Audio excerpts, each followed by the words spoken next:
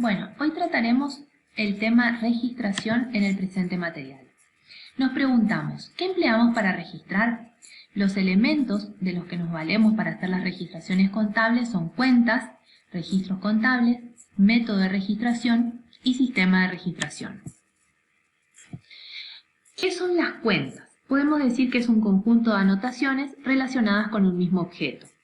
La herramienta de la que se vale la contabilidad para registrar y acumular información referida a conceptos de igual o similar naturaleza que surgen en las operaciones realizadas por el ente y los hechos económicos con impacto patrimonial. Las cuentas presentan distintas partes. Entre ellas encontramos la parte gráfica, referida al diseño rayado. Vemos en la presentación que existen distintas formas de presentarla. A la izquierda tenemos un simple esquema de T y a la derecha la cuenta formada por varias columnas. Luego tenemos la parte cuantitativa referida a los importes. Vamos a tener importes debitados, importes acreditados, suma deudora, suma acreedora, y la diferencia entre ella arroja el saldo de la cuenta, en este caso es un saldo deudor, ¿sí? La misma información se presenta en el otro diseño. Y luego tenemos la parte descriptiva referida a la denominación de la cuenta, y en este caso del esquema de columnas vamos a tener además de la denominación otra información como por ejemplo descripción de la operación o el tipo de comprobante que participó en la operación.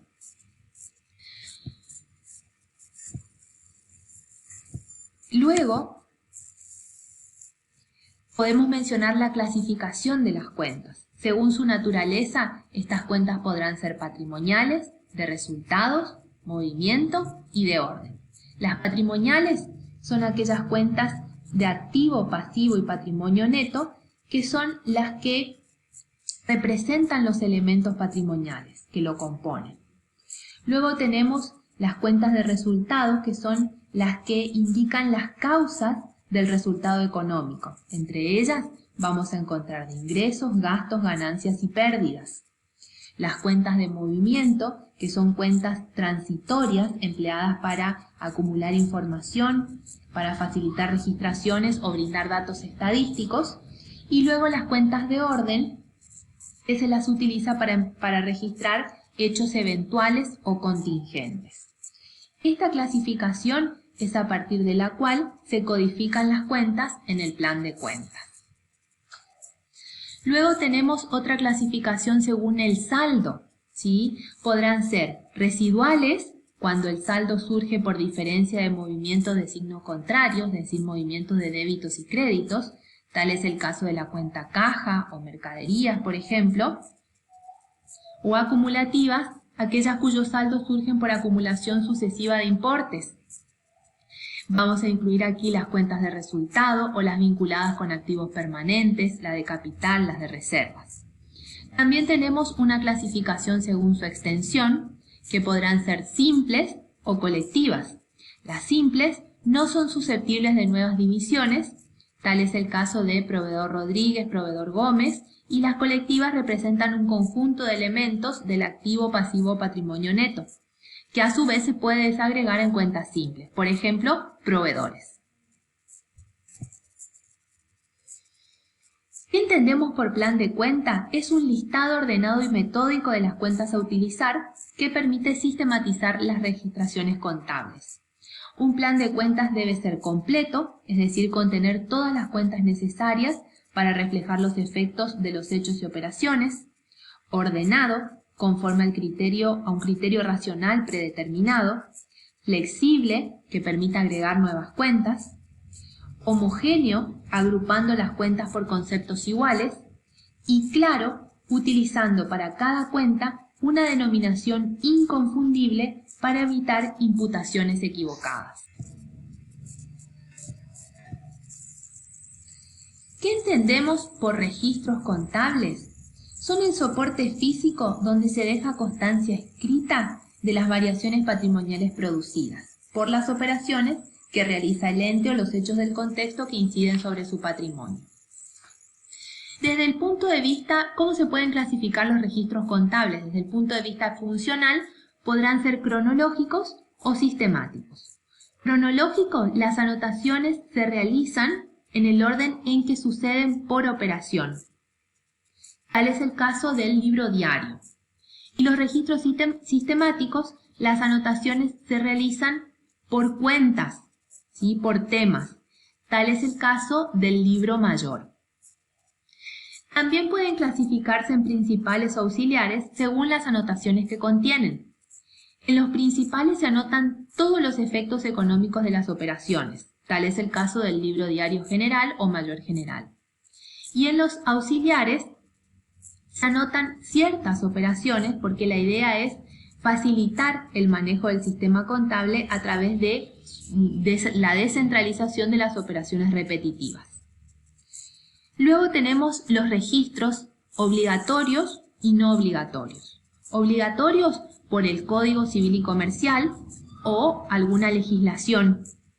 Tal es el caso del libro diario y del libro inventario y balances.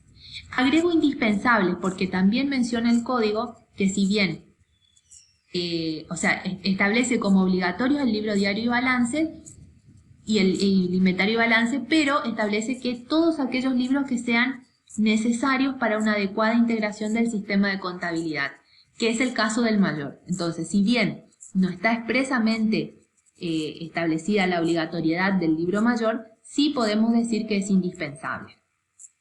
Y no obligatorios son los que no cumplen con estas condiciones. Entonces, ¿qué es el libro diario? En el libro diario se van a anotar en forma cronológica los hechos económicos que afectan a la empresa en su totalidad. Es un libro principal, obligatorio y cronológico. Contiene la fecha que corresponde a la evidencia del hecho económico, las cuentas que se debitan y las que se acreditan, con sus respectivos importes. La registración de las operaciones en el libro diario se denomina contabilización y cada anotación referida a una operación constituye un asiento, que se incorpora de acuerdo al orden en que se produce en el tiempo. Se lo considera un registro de primera entrada, ya que sus anotaciones se realizan directamente a partir de los comprobantes. Luego tenemos el libro mayor, que es un registro principal, sistemático, no obligatorio y de segunda entrada. En él los débitos y créditos correspondientes a cada hecho económico se encuentran distribuidos en las diversas cuentas que intervienen en la operación. Las anotaciones que se hagan en este registro se denominan mayorización y al finalizar se deben obtener los totales de las sumas deudoras y acreedoras, como así también la diferencia entre ellos que arrojará el saldo deudor o acreedor de la cuenta. Por aplicación del método de la partida doble, los totales de las sumas deudoras y acreedoras deben coincidir entre sí. Luego tenemos el libro inventario y balance, que es un registro principal, obligatorio cronológico y de uso esporádico. Se lo va a usar al inicio de la vida de la empresa y luego al fin de cada ejercicio. Otro de los elementos que vamos a emplear para registrar es el método de registración, que responde a la pregunta ¿cómo registramos? Para efectuar registraciones vamos a partir de la ecuación patrimonial básica, donde activo menos pasivo es igual a capital más ingresos menos gastos más ganancias menos pérdidas. La idea, ¿sí?, de este método es que todo el tiempo esté balanceado. Se dice que es un método balanceante, porque buscamos mantener la igualdad contable fundamental.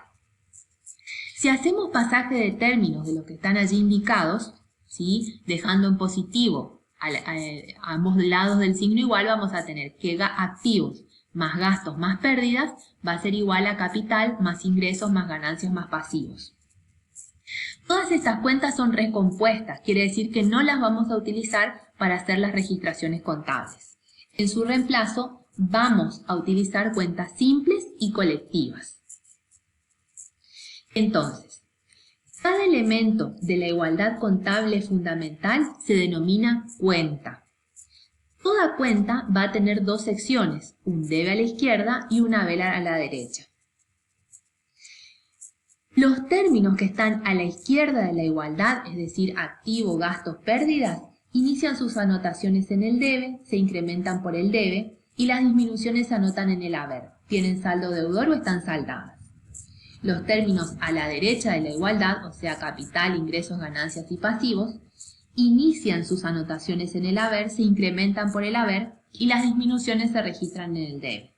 Van a tener saldo acreedor o están saldadas. En todo momento, la suma de los débitos debe ser igual a la suma de los créditos en cada asiento. Y también, si mayorizamos, ¿sí?, la suma de los débitos y de los créditos debe coincidir, como también los saldos deudores o acreedores que arrojen las cuentas. Entonces, cada cuenta va a tener un sector, va a tener dos secciones. A la izquierda vamos a tener los débitos y a la derecha los créditos, ¿sí? Todas las anotaciones que vayamos haciendo van a ser débitos, a la derecha van a ser créditos y eso va a arrojar una suma deudora y una suma acreedora. Por diferencia de ambos vamos a obtener el saldo de la cuenta. En este caso, como es una cuenta de activo que se encuentra a la izquierda del signo igual, su saldo va a ser deudor o va a estar saldado. Si fuera una cuenta de pasivo, que está a la derecha, tendría que tener saldo acreedor o estar saldada. Por último, nos queda ver sistemas de registración. En Fundamentos de Contabilidad vamos a estudiar un sistema de registración directo, ¿sí?, donde vamos a emplear libro diario general y libro mayor general. Es decir, de los comprobantes se van a captar los datos, se van a volcar al libro diario en el orden en que suceden y luego al libro mayor por cuentas.